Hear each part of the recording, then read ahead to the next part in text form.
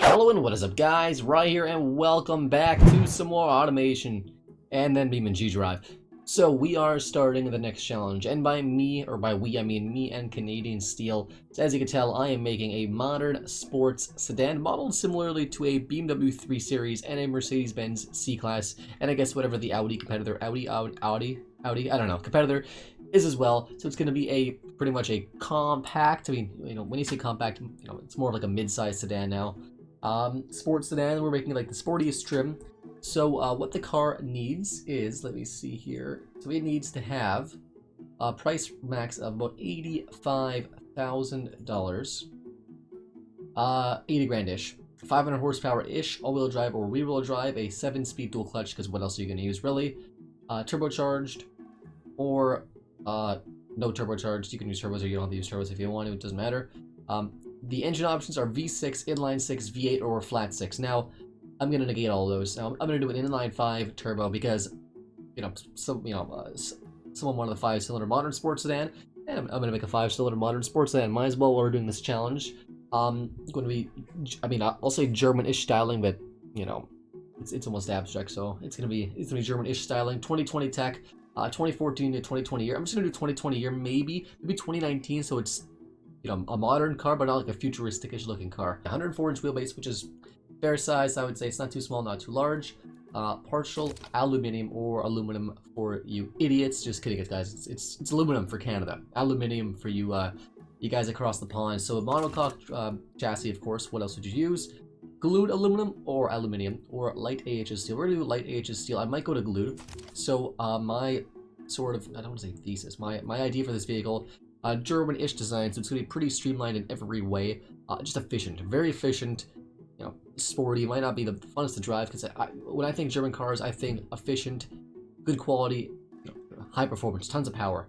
I mean, BMW is supposed to be the good handling brand, but, not really today. For like the 3 Series at least, not really that great. We're going to do, you can do a rear engine, that's kind of cool. We're going to do a front-mounted longitudinal, because that's realistic. A double wishbone front, multi-link in the rear, just like any standard platform of any car. Typically, I'd say lots of cars are that. I might go to glued, so I'm going to try to get this car down to around 3,500 pounds, which is the minimum weight. I'm going to get it to around there. Inline 5. No, it's going to be turbocharged because, it's going to be pretty hard not to make it turbocharged. There is no displacement, though. Actually, I think 5-valve sounds kind of cool. A 25-valve engine, there's not many of those, if any. A 25-valve engine it is, then aluminum. I can do a ALSI. And then we're going to 2.5 liters because it's got to be 0.5 liters of per cylinder. Like any German car nowadays, you have is it the 2.5 with the Audi? You have the 3-liter straight 6, 2.5 inline 5. You have a 4-liter V8 with Mercedes is a 4-liter, BMW is a 4.4 liter. So we're pretty much staying right in that line there. 2.5 liter, a little bit of a bigger stroke than a bore. I can use better parts to make it rev higher, but I can't gain more torque with better parts. With better crank conrods rods and pistons. We're gonna do forwards, light forwards for a little bit. Make a lightweight forward, so I'm not sure yet. We're gonna do a pretty high cam profile. It's gonna make pretty high peak power. Of course, this is before the force induction update. This is pre-force induction update. I'll make a new modern sports then probably, because once the new update comes out, I want a supercharged car. I want a supercharged car. Come on, who doesn't want that? I like to start off with fuel economy base first and work my way from there, because it gets okay fuel economy, and then I'm gonna work at the power as well. Injection direct per cylinder, performance intake, and premium gas like any good luxury sedan, and then bypass. We're gonna go high flow, straight through. Sounds fine, probably. 206 horsepower, perfect. That's exactly what I wanted for a performance car. We're gonna rev it to 8,000. Sounds honestly fine to me. Not 85. 8,000 sounds like right at the top of what they rev to. The conrods, yeah, lightweight forged is what we need. And then crank, we can probably go to. We need forged. Okay, that's fine. Budget's 80 grand-ish, so 25% efficiency. It gets good gas mileage. I'll give it that. To be actually 27%. That's efficient. But I don't care about efficiency. We're gonna up the boost to probably 20 right off the hop here, and then we're gonna put this to 13 fuel air ratio. We're getting a lot of torque, not a lot of horsepower. We need around 4. I'm hoping for the 400s of horsepower. I think a Audi TTRS is in the 5.3s. I think oh wait, we need this higher. Yeah, that's true. Increase the air ratio. We're gonna get a bit more horsepower, and we can probably get a bigger. We want to do a bigger compressor. There we go. Let's do that. I don't care if it makes peak torque later. I know because the force induction is not perfect in this game. You guys know that. Don't judge me. A little bit higher. Actually, we can put it a little bit lower even. Weight torque a little bit lower. 115. Put this even higher. I'll put it to max actually. 44 pounds of boost. Perfect. Like any good car. 44 pounds of boost. It's gonna be just blowing air. Make it just 300 horsepower. Actually, we're losing. No. Come on. Bigger intercooler would be nice as well. And then we can go to... put this down to 0. It's hard. With turbocharged, you always have to like retard the timing so much. Or whatever, it's fine. So exhaust is very restricted. Compressor and turbine... Compressor is just hella restricted. Compressor... You can't really get too much more out of it. I'll put this down to 85, I think. 9.5 because I like even numbers. So right now we're in the 330 horsepower. I want to get to 400 horsepower and matching around torque. So 500 horsepower is the limit. But I think Canadian Steel's going to go for a V8, an NAVA, I'm pretty sure. He's going to be probably the big heavier boy. I'm going to be the light guy here, you know? Which, you guys know me, I like to have my lightweight cars. But the fuel efficiency is awful. That's okay though. Increase this. Oh, we're actually getting a good chunk more horsepower. We are adding a considerable, not considerable, a fair bit of weight though.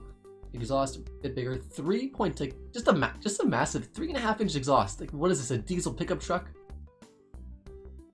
And that is a nice broad torque curve actually. So it makes 350 pound-feet. Oh, you know, we'll say even like even like 300 pound-feet of torque. Yeah, 300 pound-feet of torque. From 3,800 up to 7,000. Like I'll say like at least 300 pound-feet of torque. Because most cars nowadays, you know, they'll give you the torque figure, but it's a very broad range. They'll give it to you because that's what you want, right? That takes pretty. Wow, actually, that was 400 something. That was not bad at all. Oh, the conrods are given out. Well, that makes sense. Titanium conrods it is. Perfect. 435 horse. Oh no, I wanted to get the 400 torque exactly. Give me 400 torque, baby. I don't care what it takes. Max, nope. I mean, I'll take the 5. Then we'll just, actually, I got some sliders. I can actually increase some sliders here. Let's do that. I like that. 435 horsepower and 400 torque. Nice, even numbers. I don't care. It's not perfect. I know you guys can do better. But it's perfect in my heart. We're actually using up most of our octane. Emissions are pretty low. 66 reliability, that's actually pretty solid, regardless if we increase sliders. That's actually pretty solid. And throttle response is terrible at 60. It's awful. It's awful. It's not good. Using the body here.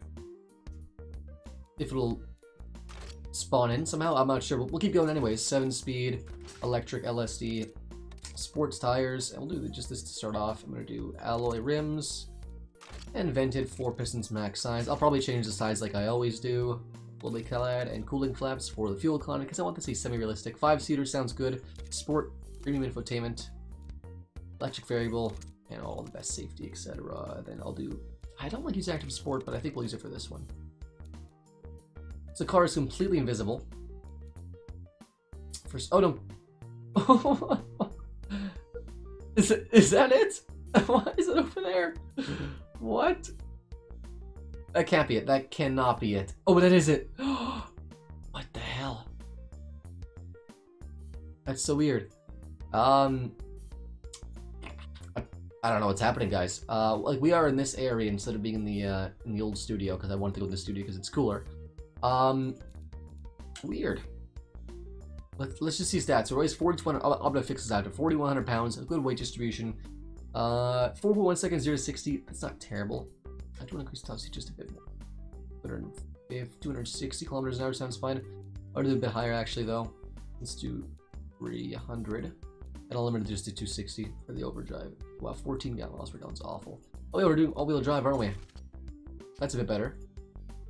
This is kind of Audi-esque, but it's a a rear-wheel drive based platform instead of an all-wheel drive based platform. We are adding weight though. How much does this add weight? It doesn't, but I want the HUD anyway. I want a heads-up display.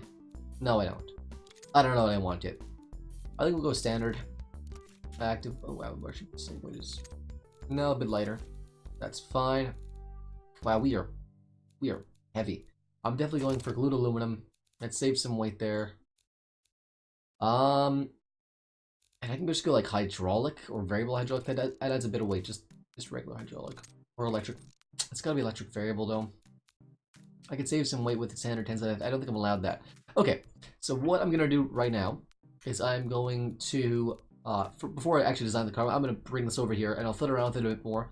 Then I'll get back to you guys in a sec, then I'll design the car. So just give me 1 sec, guys. I'll fix it all up for us. So I got the car fixed. I'm back in the 1980s design studio. It's being really weird for some reason. So the car is ready to get designed. I'll show you what I did now. It really glitched out. I'm not really sure what happened. It made it so the only way to get back in was actually just making a clone of the car, which didn't. I can't change this anymore, which is fine. It's fine because it's not. I don't. It is changed to glued aluminum now, which is okay.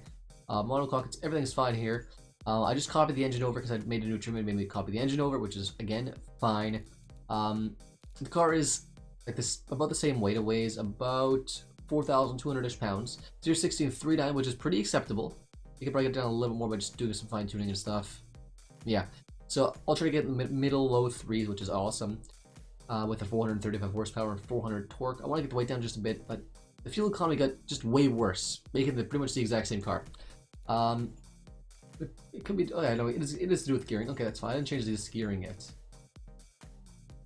I'll just do 260. So 3.9 seconds, 0-60, and we get 15 miles per gallon. That's the fuel economy. What can you do to make this kind of power? You have to make lots of boost, and fuel economy is going to suffer. I know.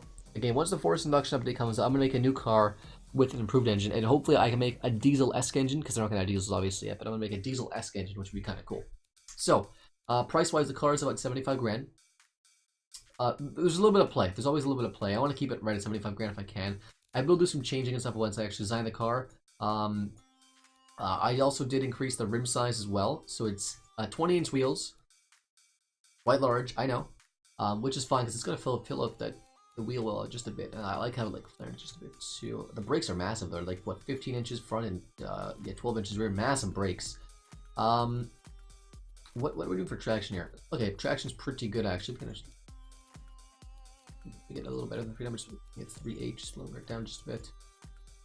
Yeah, we'll leave it like that. 3.8, top speed of 200 and limited to 260 kilometers an hour, which is fine. Yeah, which sounds like it's pretty much not. I'll check just to make sure. So what I'm going to do now is actually design the car with a 2-minute time lapse or so, and then after that I'll talk about any other changes I've done to the car as well. So I hope you guys enjoy, and make sure to stay tuned for the fun fact hidden inside the time lapse. I'm starting to put fun facts, one fun fact, inside the actual time lapse of the videos. So just leave a comment down below if you knew the fun fact or not. Let me know. See you guys in just 2 minutes. Hope you guys enjoy.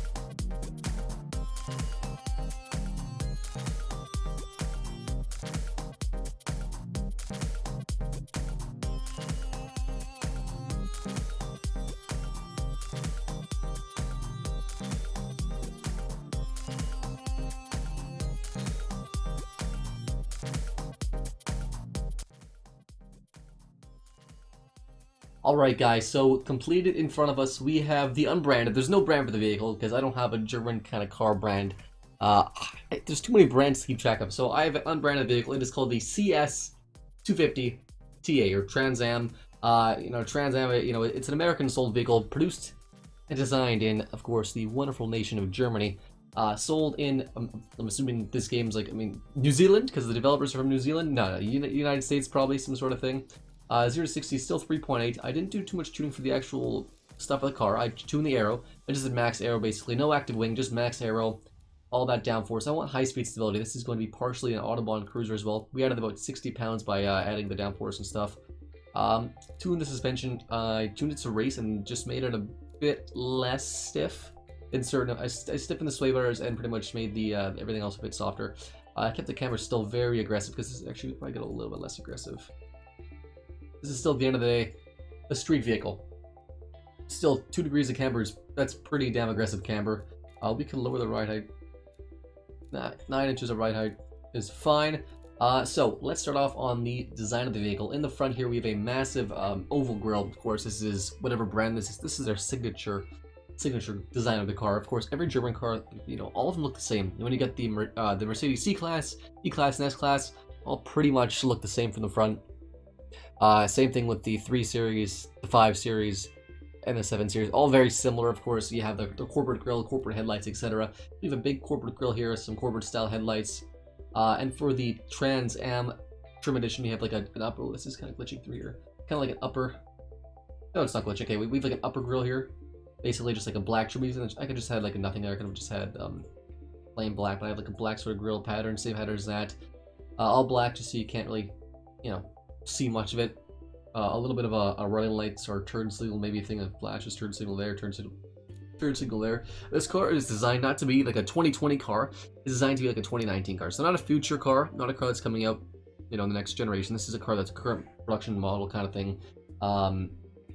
It can be redesigned completely for some more wild design in the future. You'll notice one thing about this car. It has a ton of these vents. 1, 2, 3, 4, look at this. 4 on the hood, 4 in the front, 1 on each side, and 4 in the back. So that's another thing I wanted to keep a sort of like a couple design elements just moving through the entire car, just spamming them, because let's just assume these designers were like, you know what, I think this looks good, let's just throw this on there. So we have a little bit of a hood bulge there, some intakes. It looks very aggressive like this. This stance looks quite aggressive. The headlights kind of low. I don't know if that'd be legal, the actual height, but that's fine. We're not looking for a production legal car. So the circle grille here, we have some vents there and there, turn signal, all this stuff up here. There's their badge. I just made it up on the spot. We have a under kind of grille here that actually follows the lines of the actual main corporate grille, which then leads sort of into these vents here. This actually could be just a little bit. This could be a little bit taller. A little bit taller. That's fine. Dang, that just. Yeah, it's fine. And then we have one grille down here just painted black because it's not a functional grille. Again, like this is just for looks, to pretty much bring the body going straight down instead of curving. We have a black and green sort of front kind of splitter set up there. Going to the side here, so we have some six spoke rims. Yep. Yellow brake calipers. We could probably have done carbon ceramic, but I'm not sure if we could have because I don't know if carbon fiber stuff. Just the body panels aren't allowed or everything. I'm just doing regular. That's fine. Even though this is like the top of the line sports trim, basically a M3 CS or a C63S, I guess a C63S. If there's a black series, this would be a C63S black series, just top of line. Even though it's underpowered, the whole point of this car is not for crazy power, but for just everything else in general. So we have the vent here on the side, and then CS250. I don't know if it looks good 100% there. I really wish you could change the color just to any color of the lettering and badging. It's kind of dumb that you can't. They should all be white and you should be changed the color. I don't blame the devs because, there'd be a lot of work to add something, or a decent amount of work to add something quite small. Black door handles, we have like pretty much the black theme going around everywhere, and we have just chrome wheels, standard chrome wheels. I'm into the back here, so we have a nice big old wagon. There's no sunroof. I didn't want to include that. I was thinking about it and trying to incorporate some sort of like either a hood bulge, like a roof bulge kind of thing, which is like some sort of maybe accent piece. I don't know. I chose not to do it. We have some taillights that are wrapped around the entire back end, very similar to Audi-esque. And I mean, it's Charger headlights, Charger taillights, right? But it's put in a way similar to Audi-esque. This is a German company after all.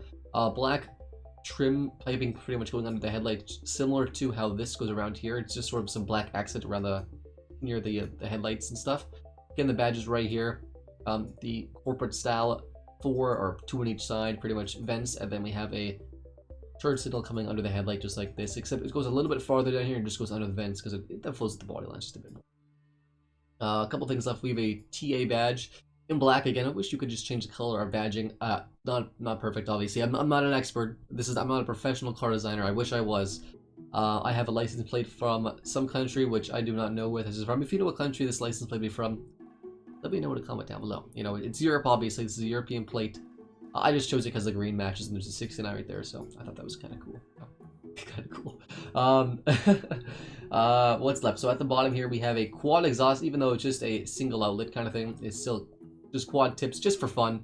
Looks pretty wild, and we have basically just black trim, and then a vent here, vent there, then black sort of thing at the bottom there. The car's done.